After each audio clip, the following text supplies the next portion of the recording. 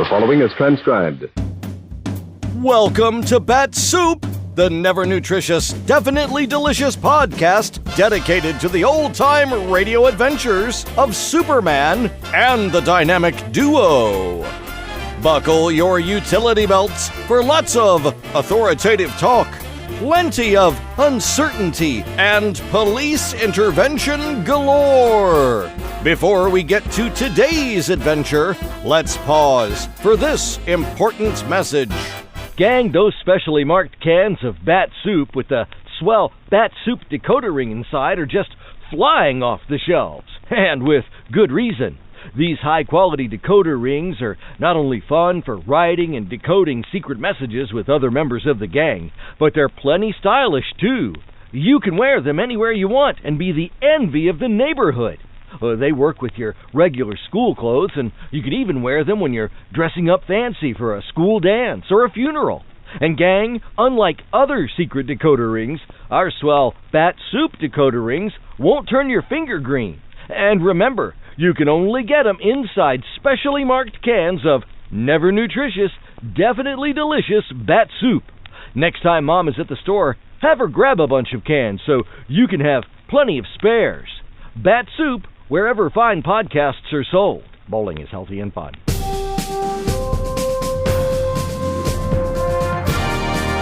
And now, Bat-Supe presents today's adventure.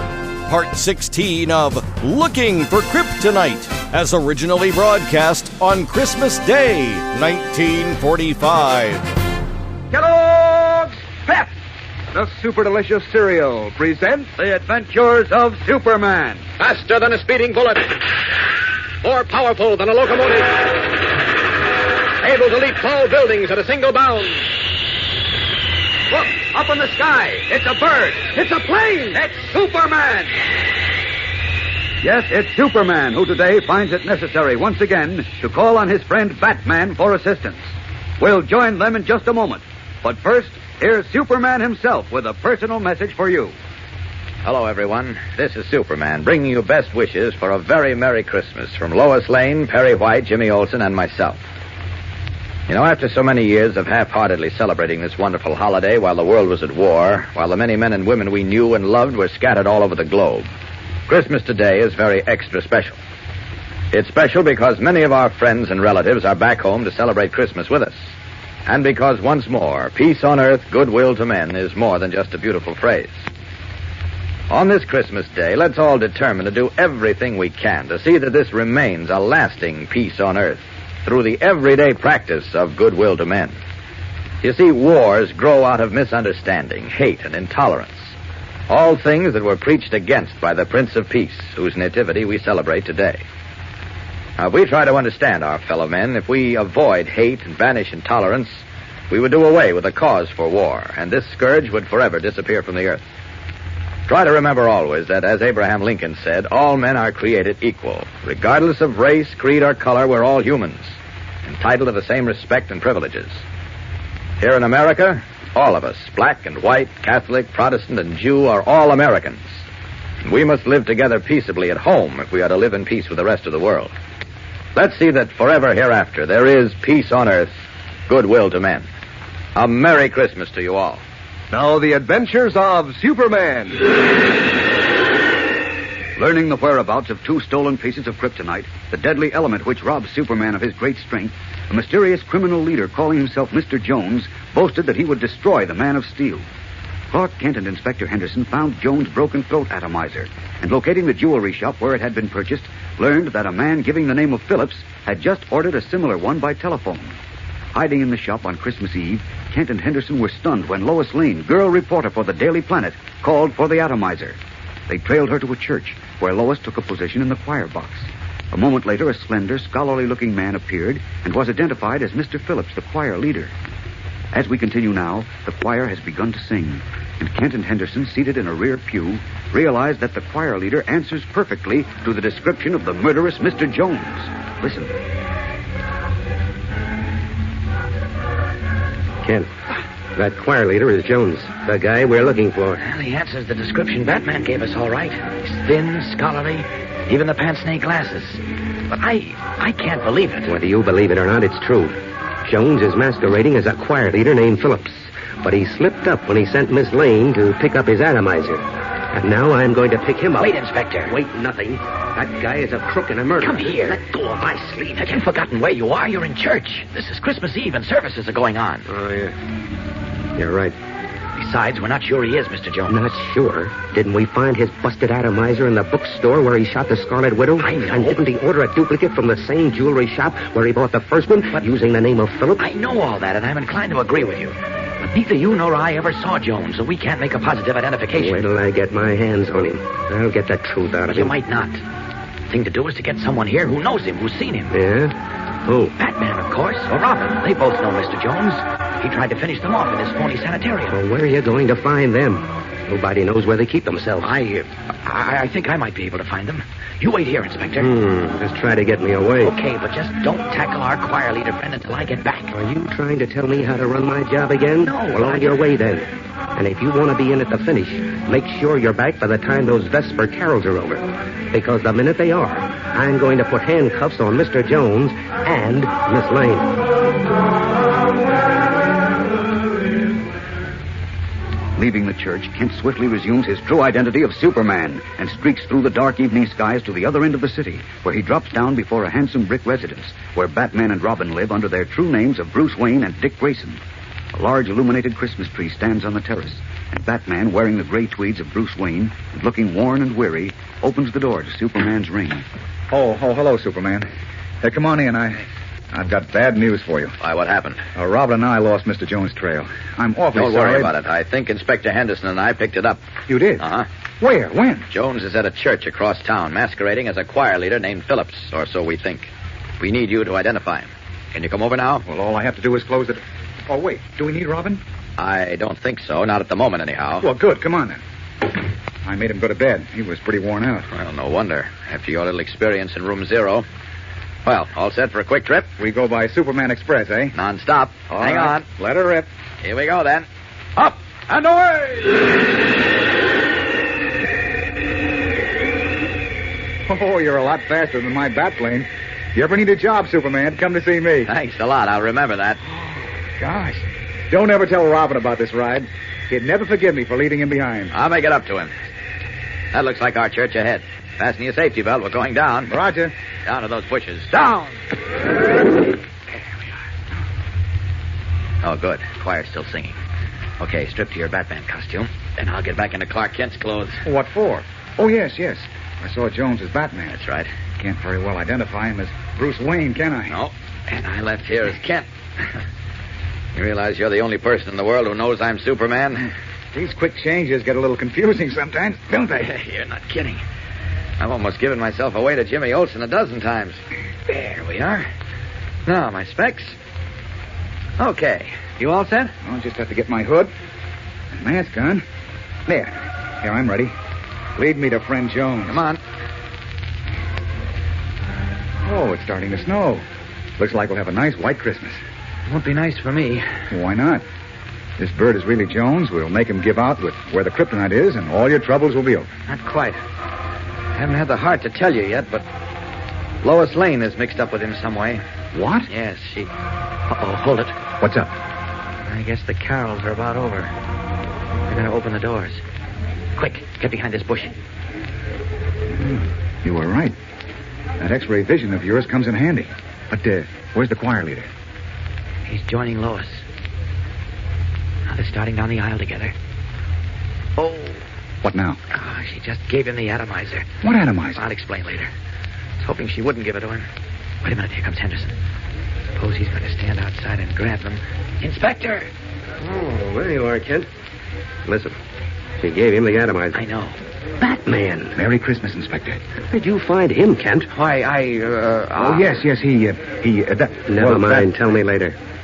Here comes our saintly choir leader and Lois Lane. You see them, Batman? I think so, but not very clearly. There's too many people around. They're moving this way. You'll get a good look at our bird in just a moment. And we're counting on you to identify him. If he's Jones, you can depend on my knowing him. I've got a little score to settle with that rat. Oh, I see him now. Is it Jones? Wait till he gets closer. I want to hear his voice. Tensely, Clark Kent and Inspector Henderson watch Lois Lane and the slender, scholarly-looking choir leader approach through the crowd and wait for Batman to identify the man as Mr. Jones.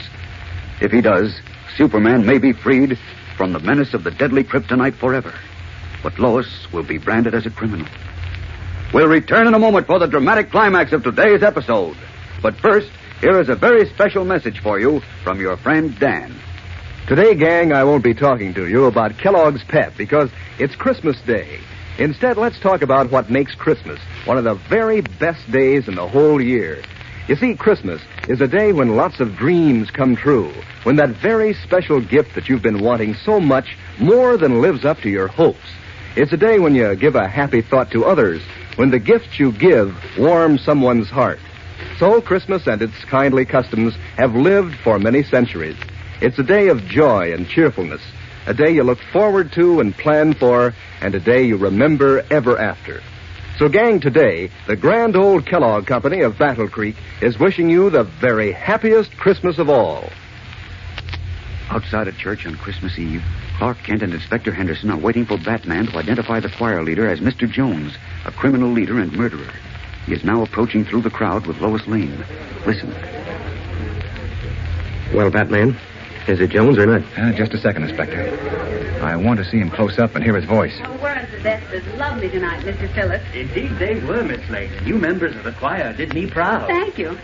Oh, look, it's starting to snow, and you forgot your hat. No, I didn't. I never wear a hat. Well, how about it, Batman? No, I don't think he's Jones. He isn't. No, he looks amazingly like him, but, no, it's not Jones. I'm sorry. But I'm glad, too, for Lois's sake. You're sure you won't catch cold, Mr. Phillips? Oh, I never catch cold. Famous last words. Wait, it is Jones. What? It is? Yes, his voice fooled me at first. You're sure? I'm positive.